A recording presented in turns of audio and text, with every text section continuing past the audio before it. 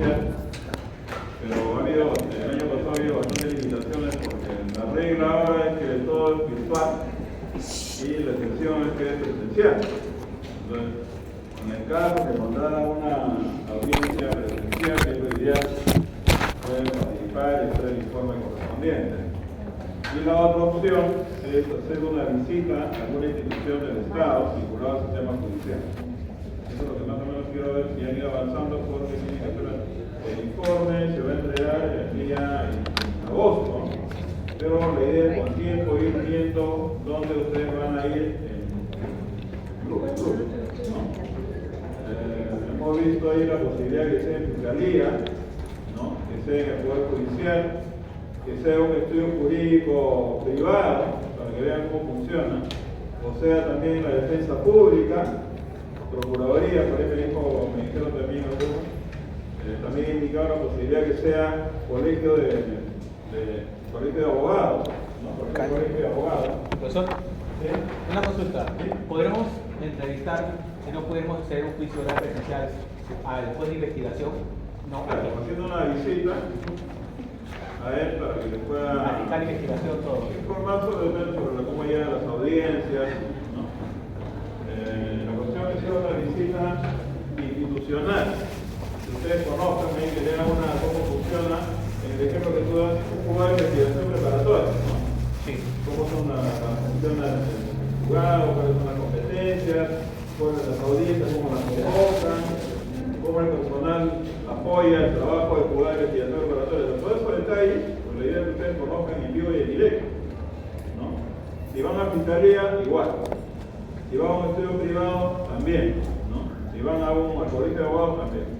Por ahí en la otra sección están haciendo un esfuerzo, están solicitando ir a un centro penitenciario, ¿no?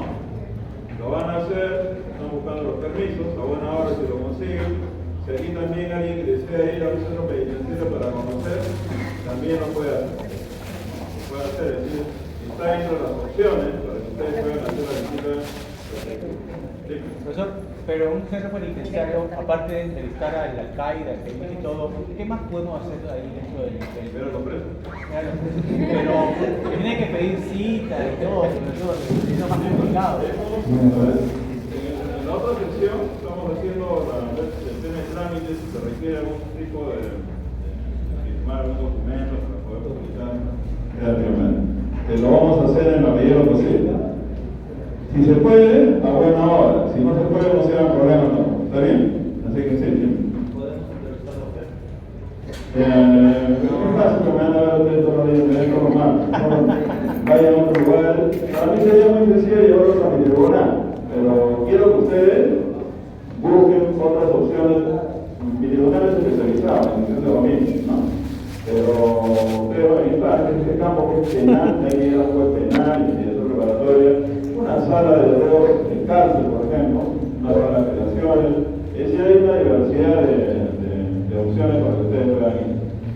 Me interesa también que vayan a un estudio privado, ¿no? Ustedes en algún momento van a trabajar con un estudio privado, cómo funciona el estudio privado, cuáles son las áreas en las que intervienen los estudios privados, cuáles son las labores que cumplen los abogados, los seniors, los juniors, los asistentes, los procuradores. Entonces también ¿alguien está en estos momentos en un estudio privado practicando o trabajando? ¿En alguna institución pública? ¿Fiscalía? ¿Dónde es fiscalía? Fiscalía, ¿ah? ¿En qué fiscalía? La central, sí, fiscalía. ¿En qué fiscalía correcta? ¿Cómo se llama? ¿Estás trabajando en la fiscalía? Practicando. Practicando, pero alguna fiscalía especializada. No, delitos comunes. Delitos comunes de otra Ya, especialidad. ahí tiene a su compañera que lo va a llevar a visitar su fiscalía. Pueden apoyar en él, o el grupo, si ella tiene la voluntad, pero Bueno, porque tú hay también. que conversar con los fiscales, ¿no? Entonces, tienen que definir ustedes el grupo para ver si hacen la visita. Entonces, las opciones que están ahí, la idea es buscar los contactos que también trabajan en la fiscalía, ¿no? Así que, de repente, no todos al final han sido reconocer, no todos son puertas abiertas, venga bien acá, no, los fiscales están ahí metidos en su corto, entonces tienen que buscarse a alguien que más o menos sea asequible, para que ustedes puedan tener una visita adecuada, ¿no? ¿Han hecho algún avance de que han decidido una institución terminaron de ir o todavía? Todavía no hay elegido. Están buscando, pero ya están los grupos formados. Ya han intercambiado información, más o menos han identificado dónde ir, o probablemente dónde ir.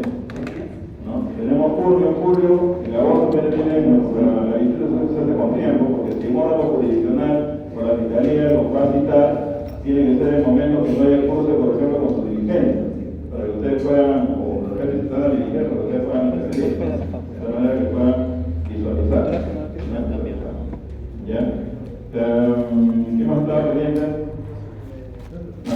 En la parte práctica, aquí vamos a trabajar respecto al análisis. Ustedes han podido hacer esta película que se les ha dado, me imagino que la han visto ustedes este fin de semana, algunos lo acaban de ver hace media hora, ¿no? Me imagino, no sé, ya depende de la voluntad de ustedes que pongan. Va a haber un intercambio de opiniones, ahí los asistentes creo que le acaban de dar algunas preguntas adicionales, ¿no? Respecto a cómo ustedes enfocar esta información. Esta película Excelente Cadáver, como ustedes han podido ver, no sé si lo han hecho grupal o lo han hecho individual. ¿Cómo lo han hecho? Individual. Grupal, ¿sabes? Entonces, para intercambiar. Esta es una película de Palermo, marca el inicio, esta es una imagen que marca el inicio de lo que fue posteriormente la Convención contra el Crimen Organizado del año 2000. En homenaje justamente a la lucha que hicieron fiscales, jueces, personas involucradas en la lucha antimafia, en Palermo los estados acordaron la Convención de Palermo de ese año 2000, que hubo suscrito. Posteriormente, en la legislación de los países suscriptores, hay un reflejo. Quien quiera analizar la ley de la 307.7, que es la ley de crimen organizado, va a poder entender mejor si es que revisa la Convención de Palermo. Muchas de las orientaciones de política criminal, por ejemplo, plasmadas en la Convención de Palermo, se han reflejado en la ley de crimen organizado. Entonces es importante, y muchos efectos. La extinción de dominio, por ejemplo, que es el área en que yo me desenvuelvo, también tiene una influencia en la Convención de Palermo, porque la idea de ellos es no solamente perseguir a la delincuencia organizada, es decir, a las personas que realizan el delito, sino perseguir el patrimonio, ¿no? En mi especialidad lo que hacemos es perseguir el patrimonio que tiene origen ilícito o origen criminal. Todo eso nace de Palermo, por ejemplo, ¿no? Esa convención de proyectos anteriores también, pero que de alguna manera se plasma en la legislación nacional. Vamos a trabajar entonces hoy algo que quisieras adicionar, que está en la instrucción. Bien.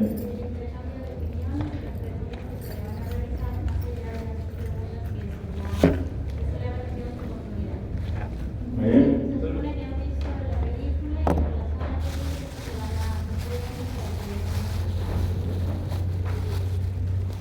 Sí, la lista de asistencia va a pasar. La lista de asistencia, por favor, está circulando. Ya nos están exigiendo que terminar la clase, tenemos que entregar la asistencia. Ahí hay una ámpula que está puesta. Luego vamos a trabajar la acción penal. ¿Quién es el titular de la acción penal? ¿Qué significa la acción penal? ¿Ah? Ministerio Público. Vamos a ver. La acción es un ejercicio que puede ser del Estado, obviamente, en su expresión el Ministerio Público, como también de los particulares. Ustedes han llevado a procesación civil, ¿no? Por ejemplo, ustedes también ahí hacen referencia al derecho de acción, que se va a manifestar, por ejemplo, en demandar a la persona que incumplió el contrato con el que suscribe, ¿no? El derecho a la tutela jurisdiccional efectiva es justamente facilitar que la acción de las partes, en este caso que tienen una controversia, se pueda llevar al Poder Judicial para que éste dé una determinada solución. Entonces, en general tenemos que la acción es un derecho o una facultad de perseguir en juicio, ¿no? Y buscando que se materialice una pretensión. Si yo soy demandante en un daño que considero que me ha ocasionado, ¿qué es lo que perseguiría en una demanda por indemnización? ¿Cuál es el resultado final que yo quiero? Que se realice. Que se declare en una sentencia, Fundada. primero el daño, ¿no? Y como consecuencia del daño se me indemnice. Esa es mi pretensión, en este caso como un particular. Si una persona demanda, por ejemplo, una afiliación, ¿no?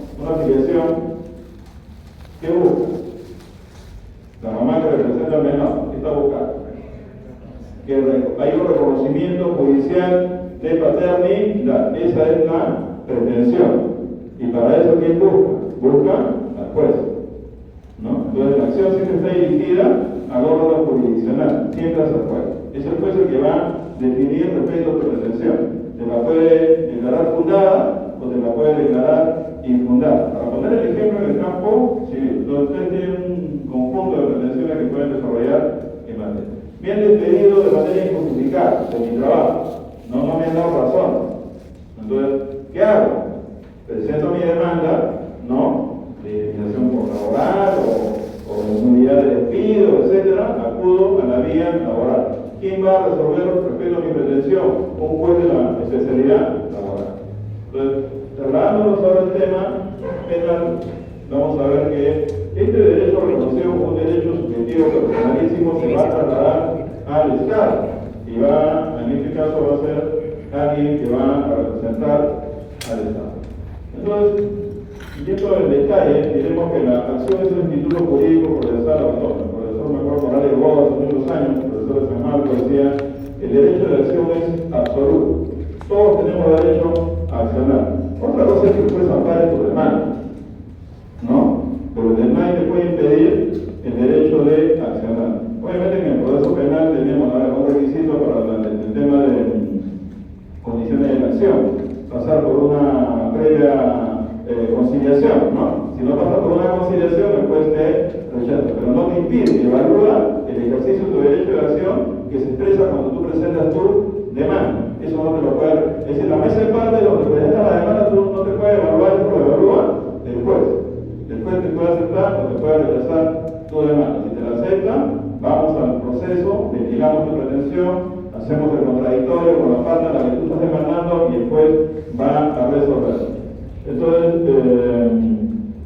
ahora hay un tema también, esto venía discutiendo con mis amigos de Constitucional. Ustedes saben que a nivel constitucional, antes los jueces podían rechazar de manera liminar una demanda manifiestamente improcedente. Sin embargo, ahora se ha considerado que todo se debe admitir. Todo se admite, ¿no? Hasta la demanda más claro, absurdo, ¿no? De pronto, pero se tiene que admitir. Entonces ahí de alguna manera es una suerte de reconocimiento de que es un derecho absoluto, en el estilo, lo que decía el profesor Morales Bodas, profesor de Derecho Civil aquí en San Marcos, fallecido hace unos años. Pero hay limitaciones, desde mi punto de vista. No hay limitaciones también en esta posibilidad de acción, como todo derecho no es absoluto, desde mi punto de vista, sino también tiene sus excepciones. Entonces, como estaba el otro día con una amiga constitucional y me decía, el Código Procesal aprobado dice que todo se debe admitir y ustedes como jueces ya no pueden rechazar, porque antes cuando había una demanda manifiestamente improcedente, la rechazaban con el plan. ¿Quién habrá sido un juez de reforma? En materia penal, nosotros éramos los que resolvíamos. Yo recuerdo que había demandas donde una persona demandaba porque decía que un ser intergaláctico, ¿no?, que estaba afectando su libertad de locomoción, ¿no? Y obviamente esa pretensión provenía de quién, ¿no? De una persona que tiene algunos problemas de alucinación. Entonces, nosotros rechazábamos el plan, ¿no? Por ahí está en Platón de los cómo se conoce una rata. Estaba hablando mi amigo que trabaja en el Tribunal Constitucional. En esa lógica anterior, los jueces rechazaban. Derecho de acción, pero el juez tiene derecho a rechazar liminalmente, es una calificación y la rechaza, ¿no? Entra la demanda, pero se la rechazamos. Ahora, en una suerte de absolutización de las acciones de garantía en el ámbito constitucional, ¿no? El Tribunal Constitucional se va a llenar acá una cantidad increíble de casos cuando los jueces pudieron haber filtrado en su momento. Pero es el derecho de cualquier persona de accionar, ¿no? De accionar.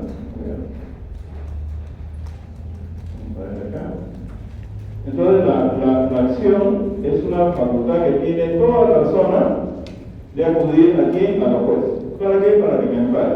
Es la manifestación de la llamada tutela judicial efectiva, ¿no? Poco tutela, quiero que tutele mis intereses, ¿no? Se ventile mi pretensión, se actúe prueba y se resuelve. Lo ideal es que se resuelva a mi favor, ¿no? Si de pronto no tengo la razón y el juez simplemente rechaza. Pero la tutela va más allá, no solamente declara mi pretensión, es decir, declárame ganador, sino ejecútame eso también. La tutela va también al ámbito de la ejecución, a seguir de alguna manera retrogradar también el derecho en este caso, de ejecución de una pretensión que ha sido declarada triunfadora por un órgano jurisdiccional. ¿De qué vale que a mí me declaren una demanda donde tenga 50.000 soles de indemnización porque me decidieron de manera arbitraria y sin embargo yo no puedo cobrar en ejecución? ¿No? Entonces la tutela también se manifiesta en la ejecución y creo que es lo más importante desde mi punto de vista. ¿No? ¿Cuántos juicios he litigado como abogado? ¿Y cuántas veces he visto que ganaban las demandas y de pronto entramos a la ejecución, desaparecían las cuentas, ¿no? Por ejemplo, desaparecían las cuentas de los demandados, se cambiaba la razón social, se hacían una serie de mecanismos para tratar de violar, ¿no? El derecho que tenía una persona para que se ejecute su sentencia. Es decir, el derecho de acción no solamente se agota desde el punto de vista de la sentencia, sino va más allá también en que se tutele completamente el derecho. Yo lo pongo un tema personal, porque he litigado como abogado, también siempre digo he litigado como abogado, para decir que conozco también a monstruos por fuera, también lo conozco por dentro, que es el poder judicial, ¿no? Te recuerdo que mi papá hace unos años, en un contrato, un cumplimiento de contrato, hizo la demanda, ganó el proceso, la parte, parece que se le pasó el tiempo a apelar, se le venció como que no, y ya pasó un día creo, y le declararon improcedente la apelación. Y ese día me acuerdo que me encontré mi papá y me decía celebrando, porque ya me han dicho que ya cosa juzgada, ya no hay nada que hacer, solamente me queda cobrar. Y dice, usted bien rápido, porque había demorado, creo que en un año había salido ganador. Entonces me dijo, ahora sí, a cobrar. Y yo había visto por otros casos que el tema de cobranza podía pasarte años y años haciendo la ejecución y no cobraba porque no había donde cobrarse, la persona decía no tengo bien, no se podía pagar. Entonces mi papá muy esperanzado dijo, vamos a ver, se solicitaron un embargo en ejecución de sentencia, se hizo el embargo, después me acuerdo como una intervalo, ahí estaba la cuenta que había sido identificada por la empresa, y yo me estoy diciendo estaba bien dudado. Cuando salió el secretario a la hora de haber entrado, dijo, hemos embargado una cuenta de todo el monto declarado por el juez y aparte los costos, las cosas, de todo. Tuvo suerte, ¿no? Al final logró recuperar lo que le debía, ¿no? Pero eso no se da lamentablemente en todos los casos, ¿no? No se da en todos los casos. Entonces también el tema de la ejecución siempre sí que es importante, ¿no? Ahora, retomando el tema de la tutela, en este caso vemos que el Estado es el titular también de la persecución penal, es el titular de la acción, así está declarado por él la Constitución Política del Estado. Entonces, el Estado, representado por la Fiscalía, va a llevar una pretensión ante el juez. ¿Cuál es la pretensión que debe llevar la Fiscalía ante un juez? Una pretensión punitiva, una pretensión de condena. Para eso está la Fiscalía. Quiero que condenen a una persona que la Fiscalía considera que es culpable de un delito. Esa es la pretensión del Ministerio Público. Para eso el Ministerio Público trabaja. Obviamente siempre en el ámbito de la objetividad también, ¿no? Si la Fiscalía considera que no hay delito, simplemente, ¿no? La Fiscalía debe pedir un archivamiento. Es lo más natural si se no encuentra elementos de comisión de un delito. Esta discusión del inicio de la acción penal siempre tenía hasta ahora. Yo recuerdo haber planteado, algunos abogados planteaban en los tribunales algunas posturas donde ellos dicen que la acción penal de dónde nace, ¿no? Y algunos tienen una postura más restringida, dice la denominada incitación o intervención del órgano jurisdiccional. Cuando esa incitación es movilización, ¿entiendes el término? Moviliza el órgano jurisdiccional a partir de una retención. Esta se inicia a partir de la presentación de la acusación. Ahí se inicia la acción penal. En el proceso penal peruano, ¿en qué momento se formula acusación? ¿No? Lo vamos a ver en su momento. ¿Alguien recuerda? ¿Ha traído por favor, la señorita delegada? ¿En qué momento se presenta la fiscalía de acusación? ¿Cuándo?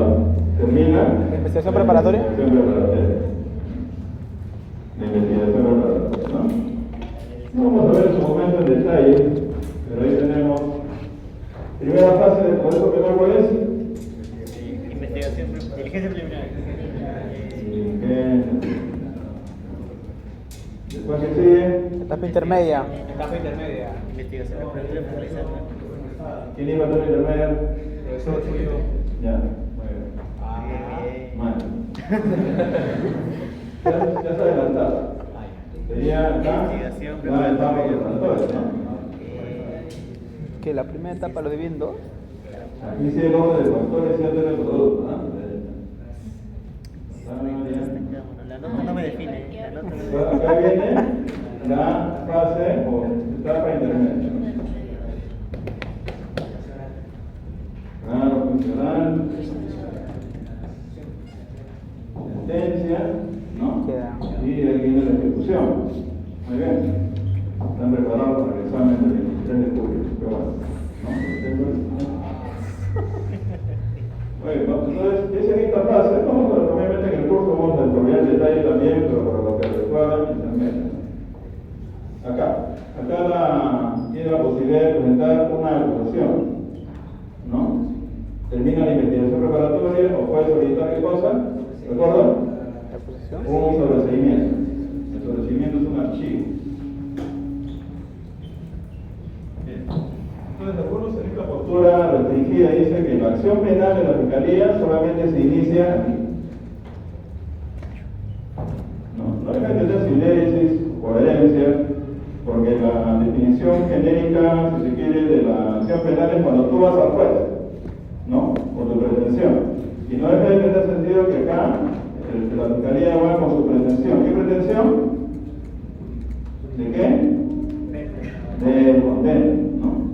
O también punitivo. De condena. Voy al juez, ¿no? Para que se condene a esta persona. La preparatoria va acá, justo en paralelo a la acusación. Esa es la acción civil tiene un origen también en el hecho, ¿no? Constitutivo del delito, pero también en el ámbito de consecuencias penales. Y de alguna manera van en paralelo, ¿no? Pero en estos momentos, y está bien la pregunta, y sabemos que el proceso penal es un proceso con dos pretensiones, punitiva y preparatoria, pero ahora vamos a tratar sobre el tema de la acción penal. Ahí no vamos a marcar. Vamos a ver también otro civil, no se preocupe. Entonces, la pretensión que es una pretensión de condena, algunas veces se inicia desde aquí.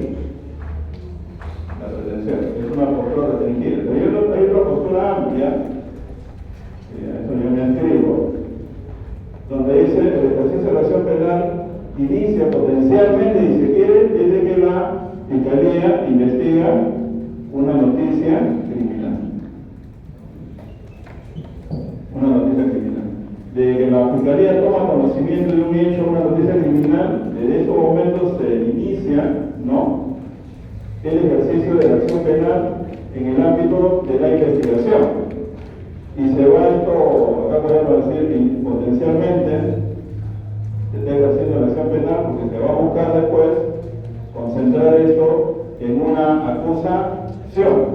De tal manera que la Fiscalía, desde este inicio, desde mi punto de vista, ya está ejercitando la acción penal que se va a concretar luego en una acusación. Y esto de alguna manera, no trae la discusión en detalle porque, por ejemplo, el tema de la prescripción, también que algunos abogados jugaban con más o menos haciendo el cálculo, utilizando estas concepciones, ¿no?, para favorecerse en este sentido. La idea de la prescripción, por ejemplo, en esta lógica de la acción penal, desde mi punto de vista, debe manejarse, creo, de esta postura más amplia. ¿Por qué? Porque vamos a ver una serie de solicitudes o pretensiones que no necesariamente se van a formar en la acusación. Y me explico. La Fiscalía solicita una medida limitativa de derechos, una pretensión preliminar. ¿Es una pretensión? Sí, claro. Es una pretensión. ¿Y dónde solicita la detención preliminar? En esta fase. Aquí. ¿No?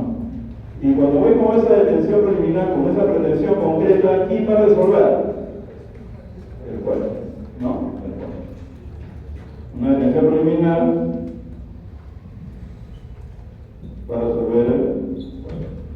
Esa pretensión de una medida cautelar de este tipo, ¿no? Va a ser parte del ejercicio de la acción penal. Y vamos a ver que la Fiscalía, durante la fase de diligencia preliminar en etapa preparatoria, de acuerdo al caso, va a solicitar un sinnúmero, ¿no?, de actos de investigación para, como medidas limitativas, para, por ejemplo, buscar pruebas. Y ahí lo señala. En nuestro Código Procesal Penal del año 2004, desde mi punto de vista, ya lo he señalado, se concreta la acción penal en pretensiones especiales, por ejemplo, diligencias preliminares, como les he señalado, y también pretensiones en investigación preparatoria. Una prisión preventiva es una pretensión, ¿no? ¿Qué estoy pidiendo? Que no metan preso, preventivamente. Si estoy pidiendo, por ejemplo, un impedimento de salida, es una pretensión también de la Fiscalía que tiene que resolver el juez, ¿no? Entonces, es una manifestación del ejercicio de la acción punitiva del Ministerio Público. Y señala solicitud de la autorización de medidas cautelares que deben ser resueltas por el órgano jurisdiccional, es decir, por los jueces. Hay una infinidad de medidas que están en el Código Procesal. Entonces, la acción penal, desde mi punto de vista, en el Código Procesal Penal, tenemos que la pretensión principal sí está acá. Esta es la pretensión principal. Se plasma en la acusación, porque la pretensión principal de la Fiscalía es su pretensión de condena o su pretensión punitiva. Busca que luego juicio oral a la persona que considera culpable de un delito se le sanciona. Así como alguien demanda por un cumplimiento de contrato y logra ganar ese proceso, la Fiscalía también, ¿cuándo tiene la Fiscalía su victoria? Cuando logra la condena del culpable. Por eso que la discusión que hoy teníamos los fiscales, que el profesor de la Academia de la Magistratura, después la pandemia me cortó un poco este tema, ¿no? Me he guiado, pero años atrás, todos los años estaba viajando por diversas partes del país, capacitando jueces fiscales. Entonces, en la discusión con la Fiscalía, le decía a ustedes, generalmente celebran, ¿no?, cuando han puesto a la persona en prisión preventiva, ¿no? Por ejemplo, salen a celebrar y decidimos ganar. Entonces, ese podría ser una victoria, sí, pero es una victoria parcial, porque el principal objetivo de la Fiscalía no es meter preso a la persona, es lograr la condena. Ese día, tómese su botella de vino, ¿no? Se pone, no sé, whisky, no sé, ese día se lee. Pero mientras tanto ustedes lo aprueban de manera metafórica, porque hay una discusión de que dice que es fiscal que celebran cada vez que meten preso a alguien, o sea, esto por la pena. Me parecería, si fuese cierto, un poco macabro, ¿no? Porque condenar a una persona, ponerla en prisión, ¿no?, es un tema de responsabilidad. Creo que el derecho penal debe tomar un tema vindicativo también de venganza, no hay que ver la falta de cierre reducida, pero también preventiva, y ver que estamos frente a personas que tienen derechos, que los derechos realmente limitados. Entonces, no creo que se deba exaltar el hecho de la condena de nadie, ¿no?, a pesar de que pueda tener, ¿no?, responsabilidad, ¿no? No puedo haber ido algún día a entrar en una sala de ruedas en cárcel y ese día haber metido presa como 15 personas, toda la tarde, ¿no? Y era un poco desanimado a mi casa porque no me agradaba, a pesar de que había responsabilidad de las afectaciones que podían darse a esta persona. Entonces, no es un tema como para celebrar, por lo menos, ¿no? Es un tema que habría que verlo con responsabilidad, ¿no? Y eso también le decía a los fiscales: ustedes no celebren, ¿no?, definitivamente con una prisión preventiva, pero sean responsables cuando logran una condena, porque eso es lo que le pide la sociedad. Para eso estamos ustedes como fiscales. Entonces, este es el objetivo estratégico de un fiscal. En la película, ¿cuál era el objetivo estratégico? Pero no de la Fiscalía, ¿de quién? El juez, ¿no? ¿Cuál es el objetivo estratégico? Había uno que era en la cabeza, que era, no me acuerdo del... No había visto la película. Sí. Había uno que era en la cabeza, que era tampoco, no me acuerdo. Claro,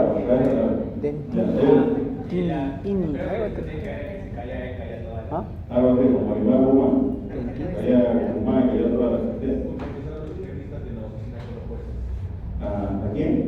izquierdistas. ¿Izquierdistas? ¿Por qué? Porque están en un contexto de disputa social entre la izquierda y la derecha conservadora cristiana.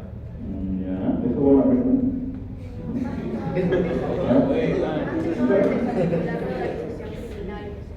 No, porque él habla de un contexto en la época de los 80 para poder contextualizar, pero no sé si la película ya tocaba eso, no recuerdo, pero bueno.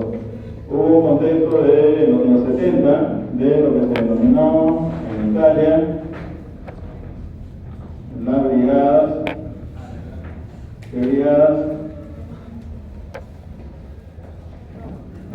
rojas, ¿no? Que era un grupo ultraizquierdista, ¿no? Que en Italia generó una serie de actos de terrorismo que en el momento cúspide de la brigada roja fue el secuestro de este señor, Aldo Moro. ¿Quién fue Aldo Moro? Fue primer ministro de Italia. Es como agarrarlo de Tarola, de las tintas, ¿no? Se secuestraron, ¿no? Y no solamente lo secuestraron, sino lo asesinaron. Esto conmocionó. El tema del secuestro,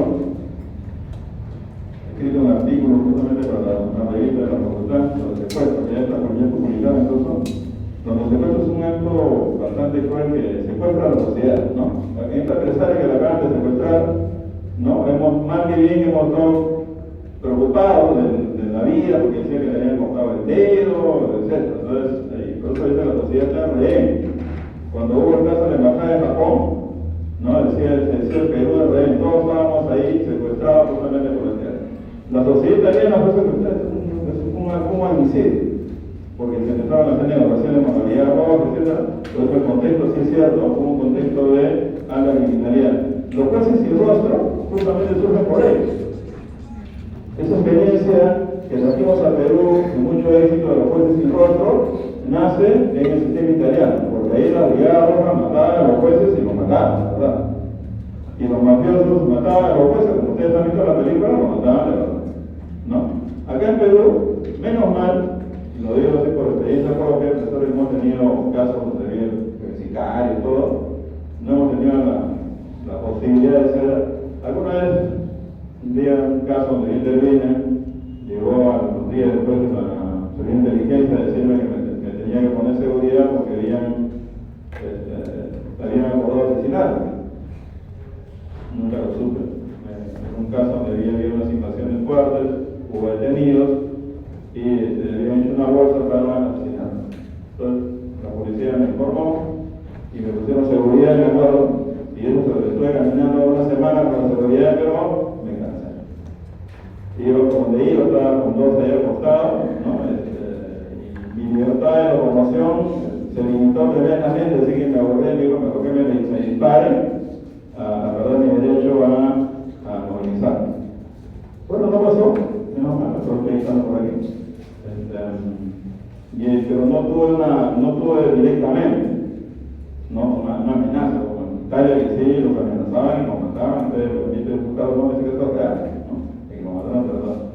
Años después me enteré en una reunión así, compartiendo con unos amigos, con un abogado ebrio, y me dijo, doctor, ustedes no me conocen, pero yo en algún momento hice que mi cliente desistiera porque habían pagado un sicario para asesinar, ¿no? Entonces le digo, bueno, ya está el nombre, aquí supuestamente yo ordenado, porque bueno, todavía sigo vivo, parece que lo convenciste, por favor, te invito una cerveza más, ¿no? Entonces, y así mis colegas, cuando hemos conversado, o sea, yo no tenía una directa, sería mentira que me hagan amenazar directamente, no, mentira, ¿no? Entonces, en el Perú, más que bien, este tema que hay en Colombia, terrible en Colombia, que ha habido en este caso en Italia, terrible también, el caso que ellos. Entonces, el contexto acá, para terminar, efectivamente Aldo Moro fue asesinado, y era un contexto radial de una Italia bastante violenta, ¿no? Guerrilla urbana, ¿no? Y también mafia. Y la mafia probablemente antes que ellos, ¿no? En realidad, la mafia italiana es una mafia que está, según la historia, ustedes dicen, tiene 200, 300 años de antigüedad, en Italia, ¿no? Entonces, cuando el peso de la mafia era tan fuerte en el control de la sociedad, Benito Mussolini, en un negro que no se recuerda, en un día en un pueblito quería dar su discurso. Ustedes saben que Benito Mussolini era un gran discursador, ¿no?, del fascismo, y no pidió permiso al capo pues, de la mafia de la zona. Entonces, cuando hizo su colocorno, volanteó para llamar a las personas a las que quería llegar con su discurso, solamente le aparecieron sus partidarios y nada más. Cuando él se entera que había pasado, le dicen: el padrino ha dicho que no le han pedido permiso, en consecuencia le han tratado al respeto, y por eso que él ha ordenado que iba a tu meeting, le iban a asesinar, ¿no? Bueno, entonces Mussolini después llegó al poder, ¿no?, y uno de sus primeros actos de gobierno fue coger a ese padrino y mandarlo a asesinar, ¿no? Esa fue la respuesta de Mussolini a ese poder que tenía la mafia. Entonces la mafia tiene es un fenómeno también cultural en el caso italiano, ¿no?, que se repite en esas películas que ustedes han visto en la lucha libre. Muy bien, entonces vamos a regresar aquí.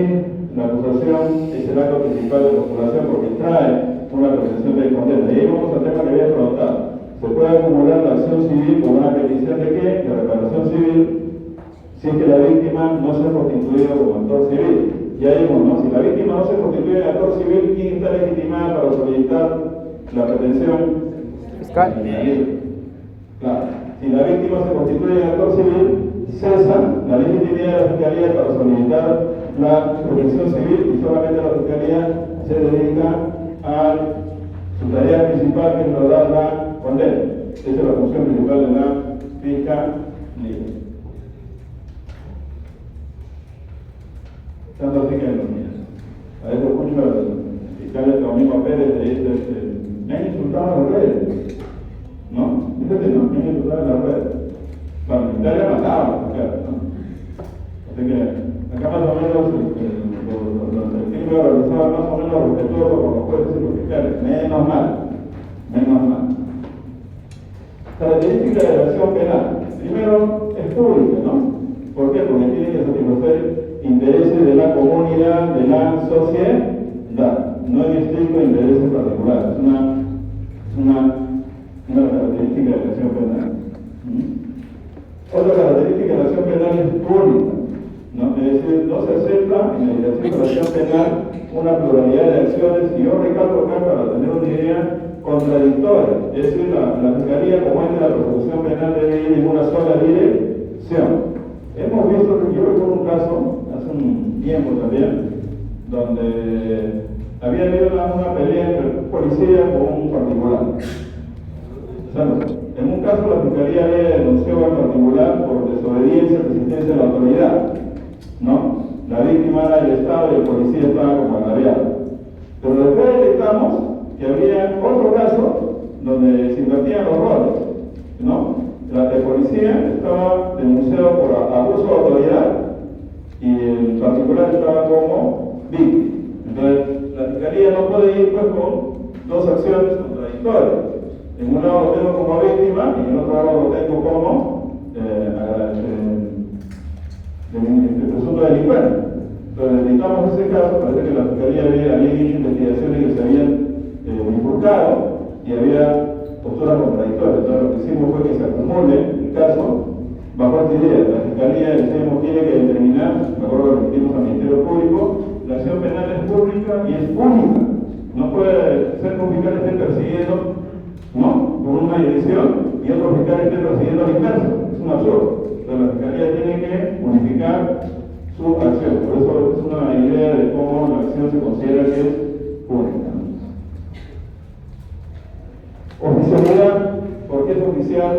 Porque depende esta potestad de persecución penal de un ente estatal, que en este caso está representado ¿por qué? Por el Ministerio Público, es la Fiscalía, por mandato constitucional, que es el ente encargado de la persecución penal, defensor de la legalidad y que debe actuar bajo el principio de objetividad. El principio de objetividad es el equivalente al principio de imparcialidad de los jueces, ¿no? De los jueces.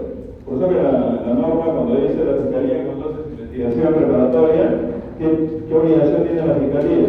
Reunir las pruebas de cargo, ¿no? Y también reunir las pruebas de descargo. Hacer un balance de ambos y avanzar en presentar una acusación de pronto o presentar unas solicitudes sobre seguimiento. En esto se grafica la idea del principio de objetividad en la actuación del Ministerio Público. Si no, sería una actuación arbitraria, ¿no? La Fiscalía tiene que perseguir, pero tiene que perseguir de manera objetiva. Otra característica de la acción penal es la irrevocabilidad. Una vez que la Fiscalía inicia la persecución penal, no se puede detener, salvo excepciones que vamos a ver, como sería el principio de oportunidad. A ver, porque son delitos de persecución pública. Si yo he visto, y alguna vez les he recordado a mis alumnos, espero no ver alguna vez un escrito en un delito de robo, haya elaborado pactado con el abogado del victimario con la víctima de devolverle el celular y que la víctima se desiste de la acción penal. Eso he visto, ¿no? Y los abogados morotos presentan ahí firma legalizada en que la víctima con el victimario se ponen de acuerdo, ha habido una concesión mutua y eso lo presentan al Ministerio Público. Es un delito de robo. Pongamos un caso que también es un caso de violación sexual, donde se pactaba de un acuerdo que la víctima era resarcida, ¿no?, con un monto y la víctima se desistía del ejercicio de la acción penal. Pregunto, ¿la víctima es titular de este tipo del ejercicio de esta acción penal en este delito tan grave como sería violación, como sería robo? ¿Quién es el titular de la acción penal? En consecuencia, un particular no puede existirse el delito de persecución pública porque no tiene la legitimidad. Y un abogado que participe en un acuerdo de naturaleza, lo que demuestra es que es un abogado completamente ignorante y que da vergüenza de ver un escrito de esa naturaleza presentado ante un órgano jurisdiccional. Y si es amargo, peor todavía. ¿No? Peor todavía. ¿No? Entonces, pero se ha visto. Entonces, la víctima no puede, porque no está en su potestad, desistir. La Fiscalía tampoco. Hay excepciones, que vamos a ver, pero estos delitos son perseguibles de objetivo. Hace muchos años, sí, reconozco, después de algún abogado se me quedó, que cuando era una violación de una mujer adulta, ¿no?, allí sí había la posibilidad de desistirse. ¿Por qué? Porque en esa época, esos delitos de una violación de una persona adulta era de persecución privada. No era de persecución pública, solo era de persecución pública los delitos, por ejemplo, de violación de menor, ahí sí la persecución pública y ahí sí la Fiscalía. Ahora no, ahora la víctima adulta, ¿no?, de la persecución penal, ella no es la legitimada para la persecución penal, es la Fiscalía. Eso ya se eliminó. Y había normas que se casaba el violador con la violada, ahí se acababa el delito, ¿no? Es una legislación penal. Pregúntenle a su profesor de Derecho Penal Especial, ¿no?, a ver cómo funcionaba eso hace muchos años. Obviamente, eso fue derogado, ¿no? Y eso fue después del año 1991.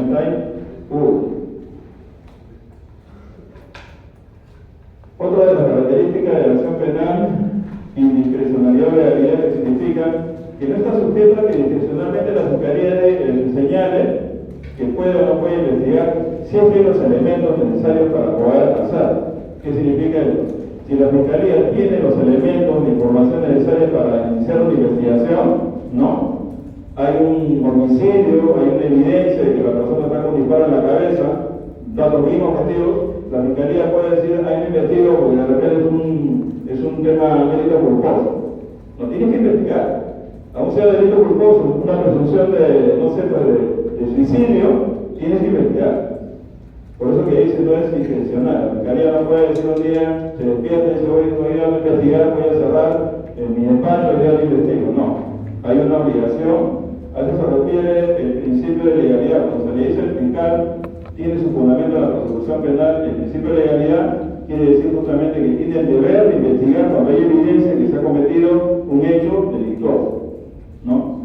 Pero también vamos a entrar a que esta idea general de persecución penal, que es una obligación de la Fiscalía, tiene una excepción, que se denomina el principio de oportunidad. En ese caso, la Fiscalía sí se puede desistir de la acción penal, pero esto aplica básicamente a delitos de mínima lesividad. No sé, una lesión culposa, ¿no? Por ejemplo, ahí la Fiscalía puede desistirse, pero previo tiene que haber una reparación a la víctima, ¿no? Conducción en toda ebriedad es un delito también pasible de que se someta al principio de oportunidad.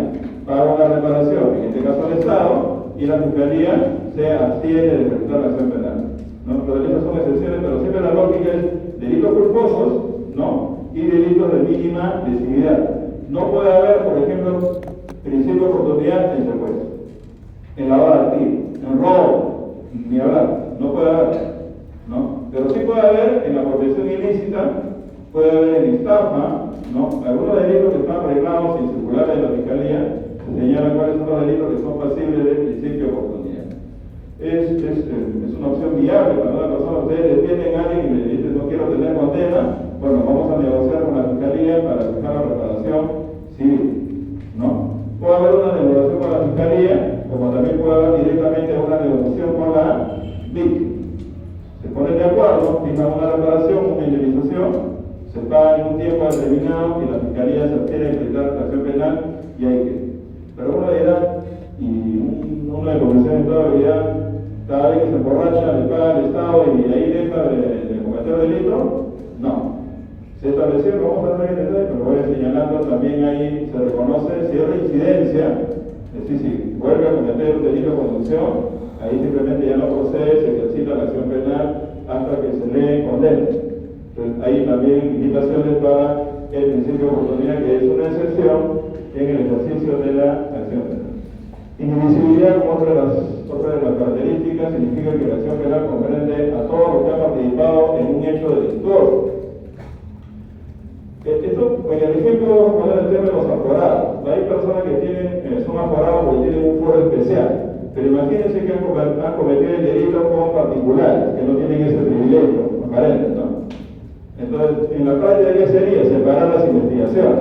Pero por esta idea de indivisibilidad, una persona que no es aforada puede también ser incorporada a una imputación donde están personas que tienen ese privilegio de aforamiento, en el aforamiento.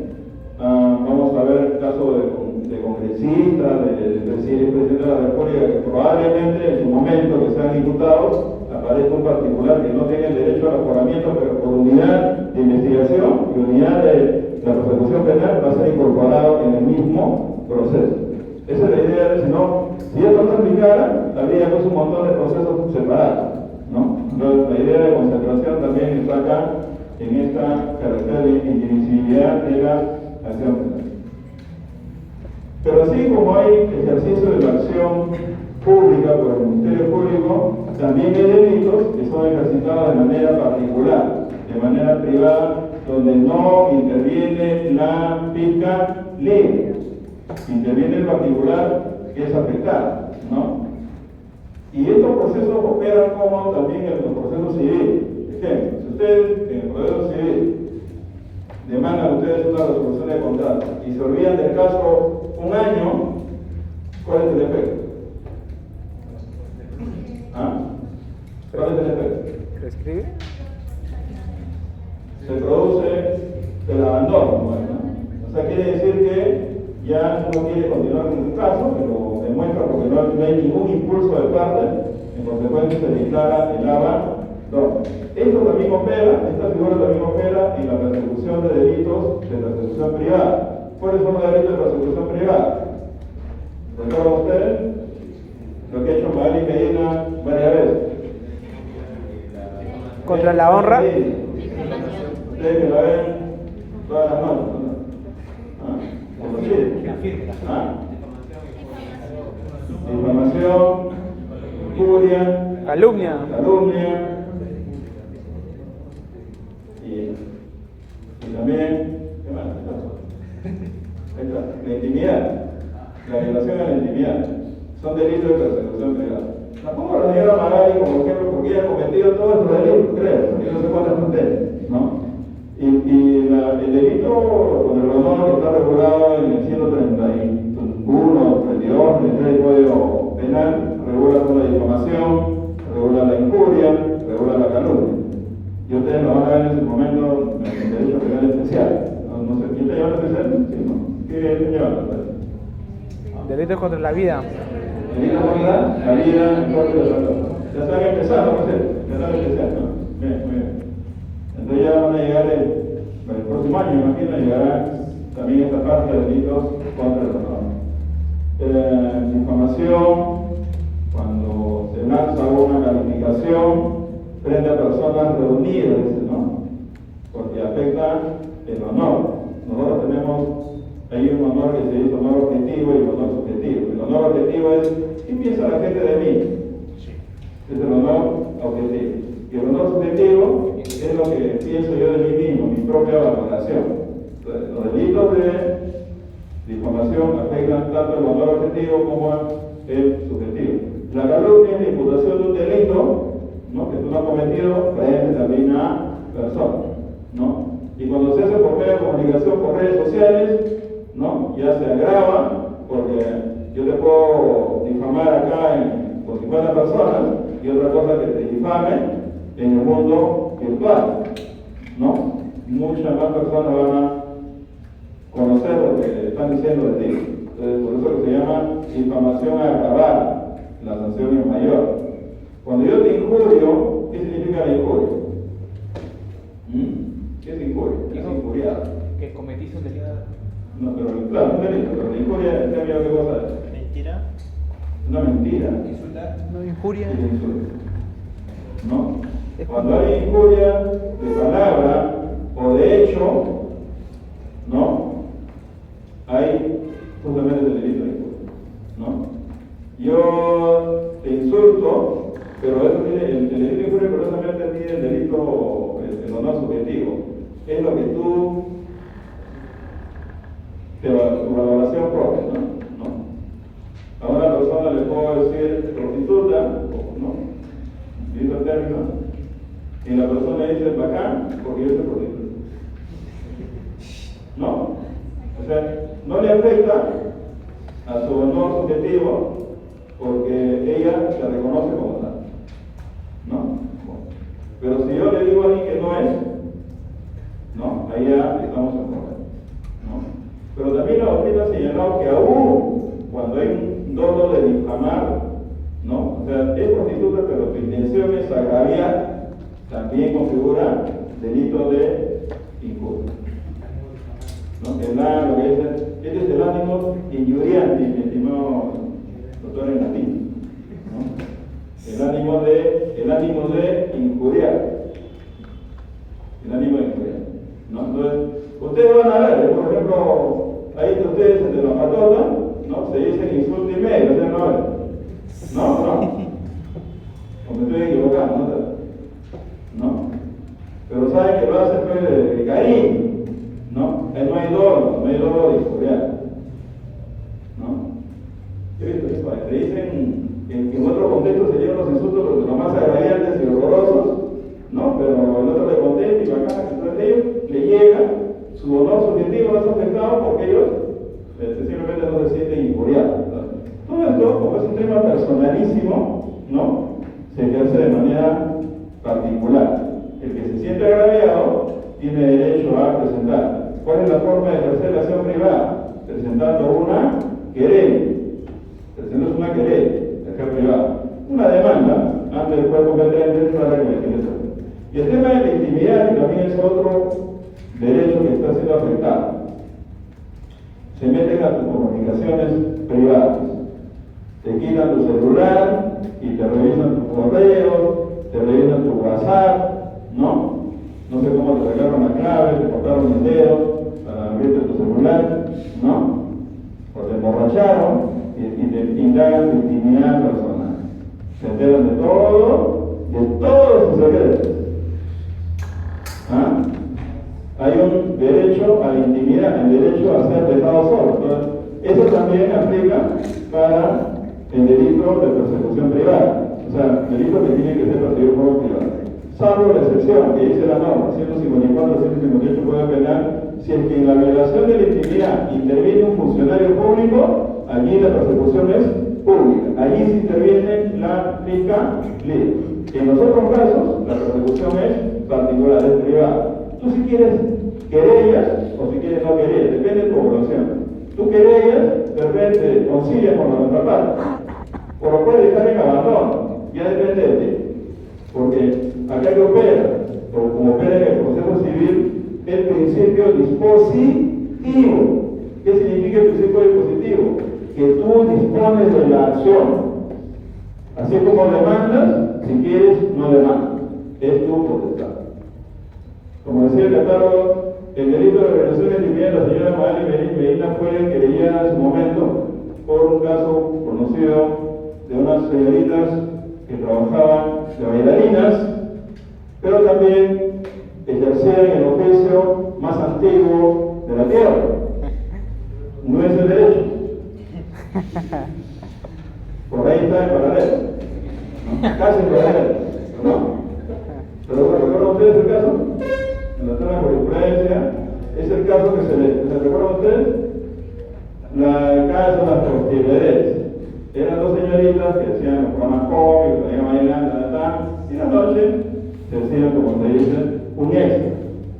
Entonces la señora Medina mandó a un burraco, como le llamaba a ella, y le dijo: ponte de usuario, ¿no?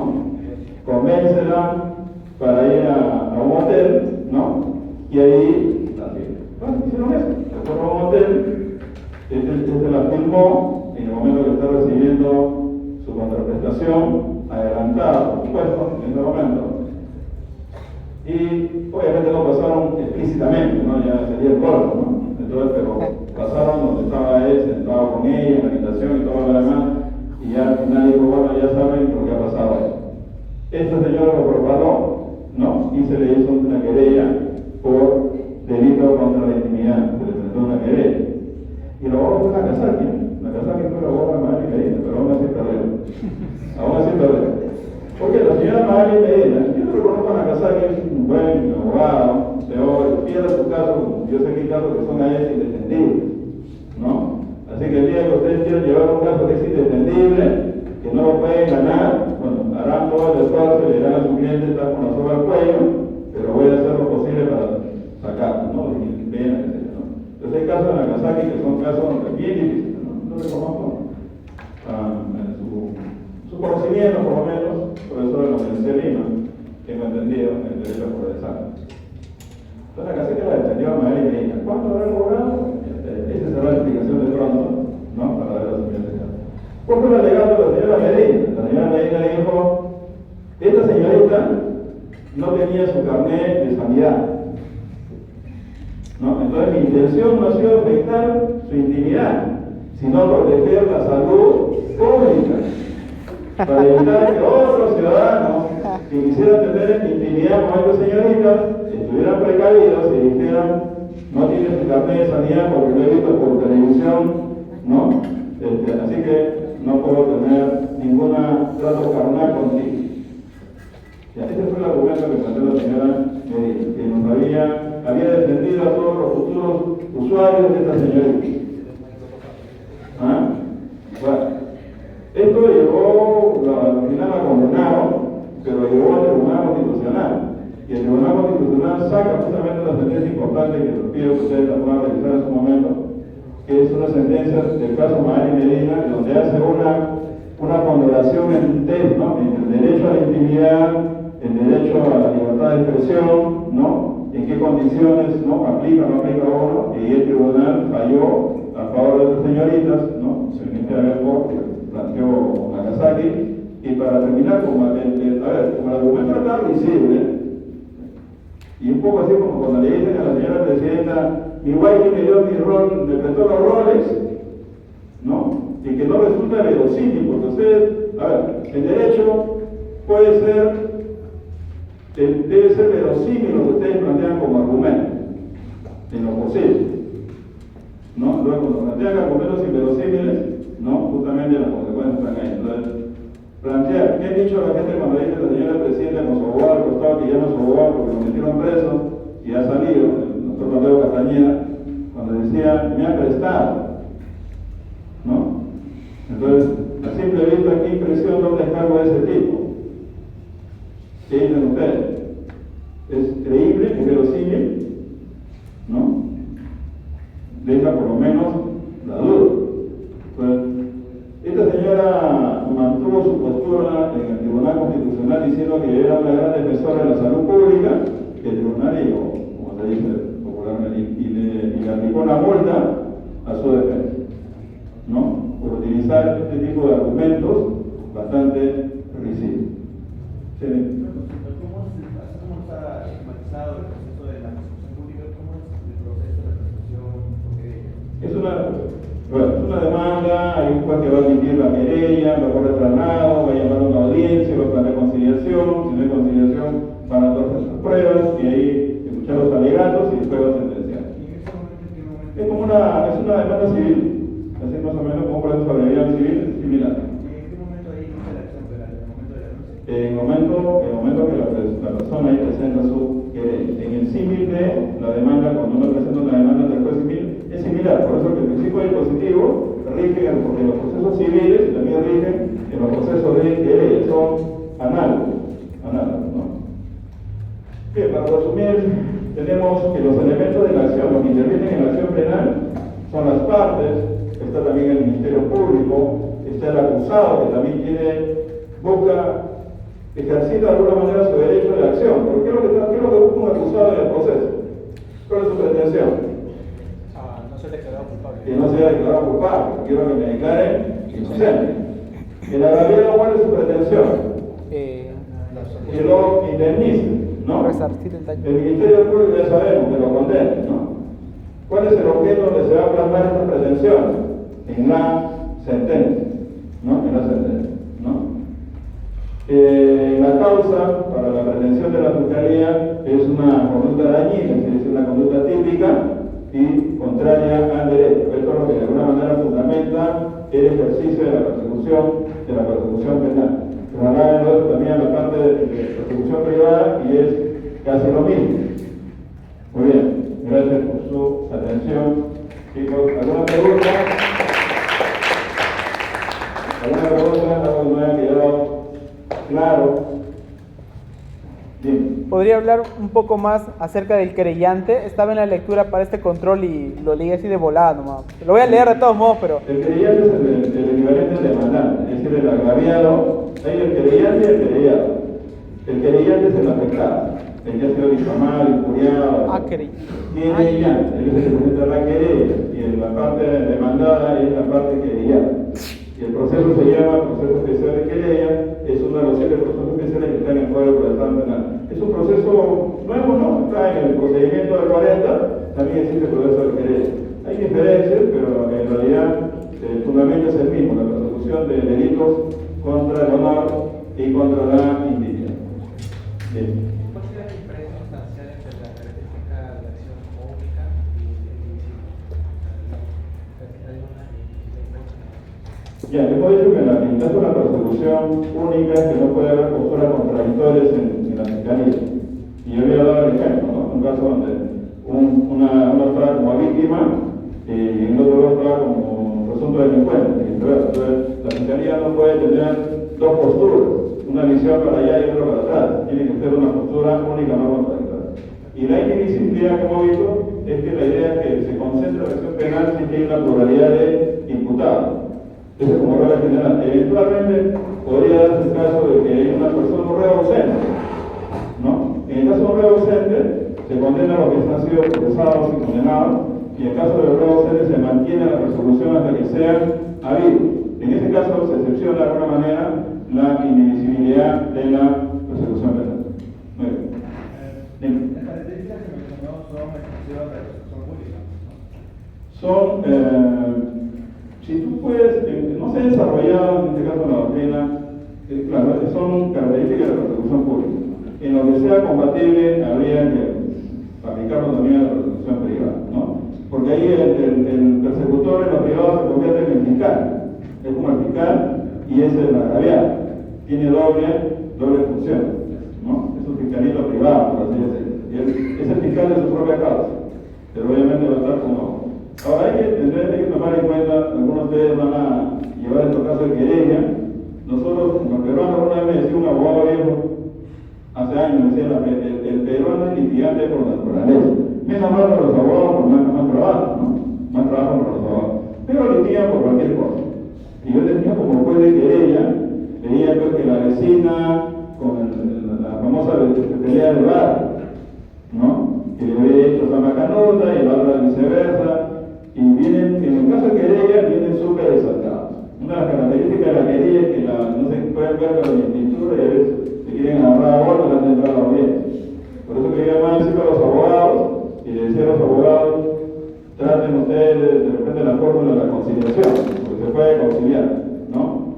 Pero a veces los abogados decían, pero doctor, si conciliamos mis honorarios, ¿no? ¿Usted me da más mis honorarios? No, entonces, el cambio de estrategia es que mejor que entren las personas afectadas y se queden afuera de los abogados. Y yo le decía, señores, cambien de abogado. Pero me da ganas de decirlo, ¿no? Me da ganas de decirlo. Pero después tiene, en el caso de querella, tiene facultad de conciliación, ¿no? Dice, señora, ya que le he dicho a la señora que es de pe a pa, puede despertarse, ¿no? Y la otra decía, me he hecho prostituta. Señora, ¿ya visto usted trabajar de prostituta? No, entonces ¿para qué le dice? ¿No? Entonces, a veces solucionaba, o así a veces trabajando en Cayón, Centro Lima, toda la mañana. Y que siga la querella. Bueno, sí, entiendo. La característica de la indivisibilidad en cuestiones de derechos civiles también aplica en las querellas. O sea, en las querellas, primero, son derechos personalistas, ¿no? Es una afectación individual. Una acumulación, siempre he visto, la norma no establece, ¿no? Pero una acumulación de querellas, como es un derecho muy particular, que dice que solamente querella la persona que sea afectada, por ser un derecho individual, ¿no? Derecho individual. Pero también recuerdo haber visto varias querellas contra una persona que había insultado como a 5 y los 5 le habían hecho querellas individuales, para poder ventilar el tema de la conciliación y todo lo demás. ¿Ya? Muy bien, ahora sí entramos, chicas, en la parte práctica. Por los grupos y el análisis que tienen que hacer, pongamos la hora.